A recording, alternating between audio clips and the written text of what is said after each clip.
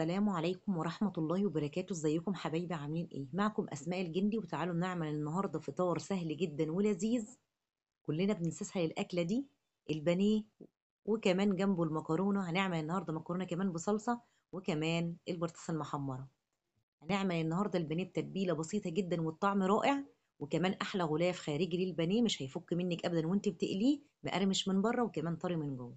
نبتدي بالتتبيله. معايا حبايه من الطماطم، ومعايا بصلايه وليمونيه وخمس فصوص من الثوم، وقرن فلفل حامي، وده حسب رغبتك. البانيه غسلينه غسيل كويس جدا، ما تكونش القطع سميكه قوي ولا رقيقه قوي عشان ما يطلعش منك ناشف. هنضيف معلقه صغيره من الفلفل الاسود، معلقه زعتر، ومعلقه ملح. هنجيب الكبه بتاعتنا وننزل بكل المكونات ونفرمها فرم ناعم. تمام. والتتبيله دي تكفي كيلو من البانيه. نفرم الحاجات دي كلها كويس كده مع بعض. والزعتر يا جماعه في تتبيله الفراخ، سواء بانيه او هتشويها او هتدخليها الفرن، بجد بتدي طعم حلو جدا. وريحه الزعتر في تتبيله الفراخ حلوه قوي. تمام. نعصر الليمونه بتاعتنا بقى ونضيف الزعتر وكمان الفلفل الاسود والملح. تتبيله سهله جدا، ما فيهاش اي افتكاسات، وبتدينا نتيجه رائعه جدا. ودي احلى تتبيله للبانيه يا جماعه، فبلاش نقعد نفتكس في تتبيله البانيه، هي دي كفايه قوي. يعني عايزه اقول لك ان حتى البصليه لوحديها كفايه قوي في تتبيله البانيه، بتديله طعم حلو جدا. فرمنا كل المكونات كده، وننزل بقى بالخلطه الحلوه اللي احنا عملناها دي على قطع البانيه، ونمسك البانيه بتاعنا نغلفه كويس جدا. وطبعا يا جماعه مش اقل من ساعتين، لو انت مستعجله يعني مش اقل من ساعتين. مش مستعجله بقى اعمليها قبلها بيوم وسيبيه في التتبيله علشان يشرب كده ويتشرب من التتبيله الحلوه دي، وتطلع قطع البانيه كده طعمها حلو. تمام.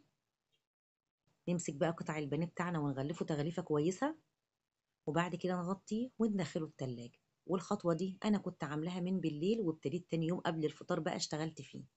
تمام. اهم حاجه تغلفي البانيه بتاعك كويس جدا.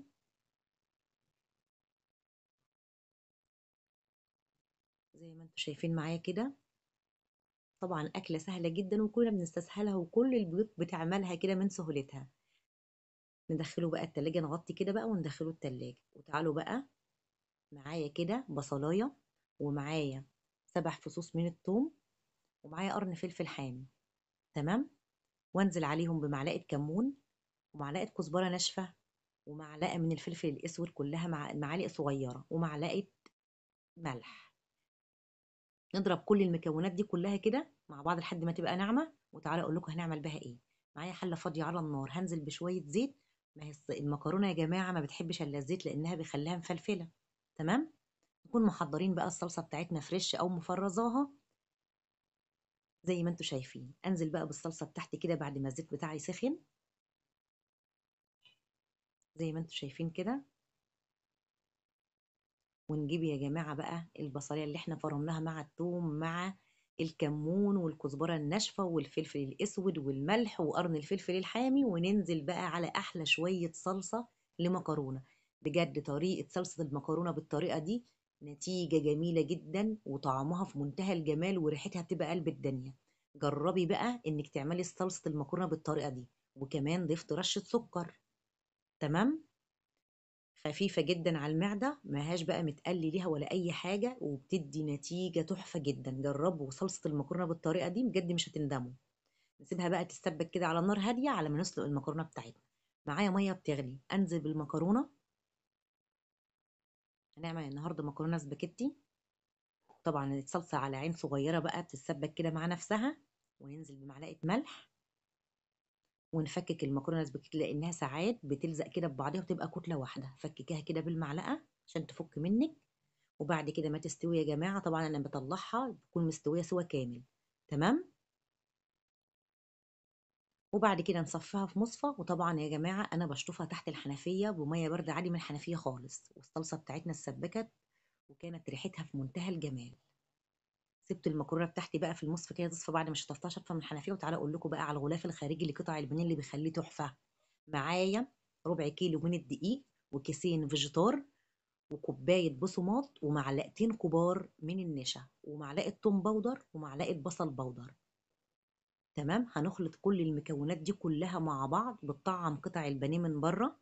بتدي نتيجة مرضية جدا. قطعة البانيه بتبقى متماسكة ومستحيل تفك منك، قرمشة حلوة من بره وكمان طرية كده من جوه. تمام. احلى غلاف تغلفي بيه البانيه بنفس الطريقة، اللي هو الدقيق وكيسين فيجيتار، لان هو اللي هيطعم لنا التتبيلة الخارجية. تمام. وكمان كوباية من البقسماط ومعلقتين كبار من النشا ومعلقة توم باودر ومعلقة بصل باودر. قلبي كل ده ببعض وبطني بقى البانيه بتاعك كده بضريه، هتاخدي نتيجة حلوة جدا زي ما انت شايفة كده. تمام. نجيب بقى البانيه بتاعنا ونبتدي بقى نبدر قطع البانيه زي ما انتوا شايفين كده. طبعا مش هنزل كل الخلطة قوي كده من على البانيه. تمام. ولا هنضيف بيض ولا هنضيف اي حاجة. قطع البانيه هتاخد من الغلاف ده وهتبقى جميلة جدا. تمام. نضغط بقى على قطع البانيه كده عشان يتبدر حلو كده وياخد من كل الخليط ده. اضغطي بقى عليه كده حلو زي ما انتوا شايفين.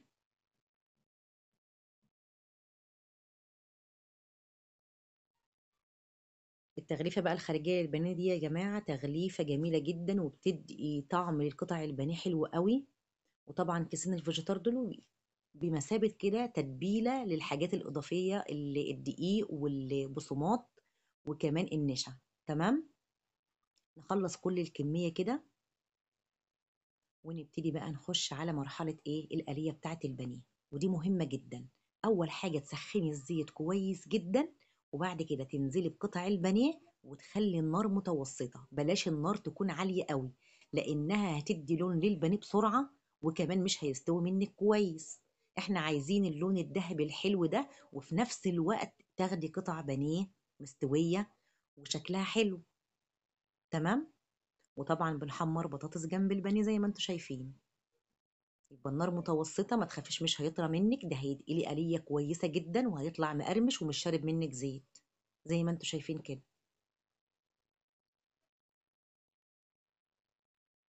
نقلي بقى كل قطع البانيه بنفس الطريقة لو عايزة قطعة بانيه مقرمشة وكمان مش شاربة منك زيت. نخلص بقى قلية البانيه بنفس الطريقة كده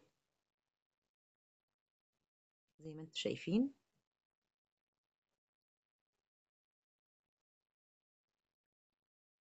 طالع كده ذهبي وشكله حلو. اهم حاجة ما تعليش النار قوي علشان ما ياخدش منك لون غامق ويبقى شكله كده الشكل اللي انتوا شايفينه يا جماعة ده. أكلة كلنا طبعا ياما بنكون بقى إيه مشغولين، فبنبقى طبعا بنستسهلها ونعملها على طول، ما بتاخدش أي وقت. نخش بقى على صلصة المكرونة اللي كانت ريحتها يا جماعة خطيرة جدا. سبكت معانا وبقت تحفة جدا. تمام. ودي آخر حاجة طبعا بضيف المكرونة وقت التقديم علشان تبقى سخنة. تمام. أنزل بقى بكمية المكرونة بتاعتي، يا دوبك تقلبيها وتطفي عليها، خلاص هي المكرونة مستوية مش محتاجة أي حاجة. هنقلبها بقى في الصلصة السخنة ونقدمها كده سخنة وقت الأكل نفسه. جربوا صلصة المكرونة بنفس الطريقة دي يا جماعة، خفيفة جدا وبتدي نتيجة مرضية وطعمها في منتهى الجمال. انزل بكمية المكرونة بقى واقلبها كويس جدا زي ما انتم شايفين. وتبقى كده الأكلة بتاعتنا خلصت يا جماعة. أكلة الناس بقى المستعجلين اللي عايزين بقى يعملوا أكلة على طول ما تاخدش منهم وقت. قلبي بقى كده كويس كلها بقى في الصلصة كده. مفيش أحلى من شوية مكرونة بصلصة بنفس الطريقة.